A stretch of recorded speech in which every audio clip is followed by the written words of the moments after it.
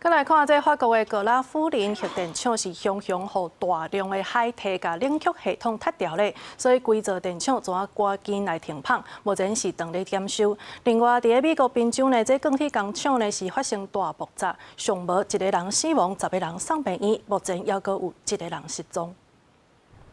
法国上大、西欧上大，伫法国北部的格拉夫林核电厂，10月因为大量而且无法度有这个规定的铁棍子，甲冷却系统的泵不塌掉的，迫使着4座反应炉临时停机。法国电力集团 EDF 讲，核电厂因此全面停止运转，4座反应炉自动停机，对设施的安全、人员的安全或者是环境拢无影响。 这个核电厂本来有6座反应炉，其中2座本来就因为维修停机，即马过4座无法度点动，所以就全部拢停落来。格拉夫林核电厂附近的海沙坡是一个顿克尔克加加来2个城市之间。这几年因为海水温度升高加热情不正，堤的数量愈来愈多。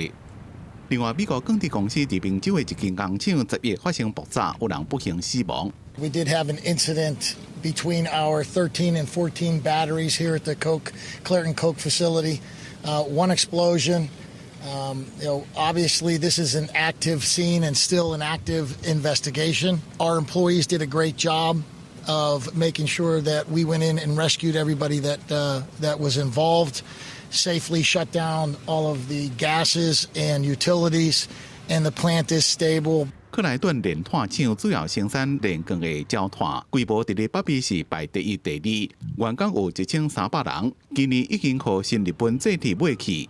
爆炸的炼炭厂即马已经关起来，其他部分是正常运作。附近的民众讲，伫爆炸了无偌久就闻到臭味，所以人就赶紧离开。 这间工厂伫咧过去发生过几多变意外，2009年甲2019年拢有发生爆炸案造成伤亡。2014年是发生工作人员跋入去组内面休息的工安意外。公司新闻黄文玲编写。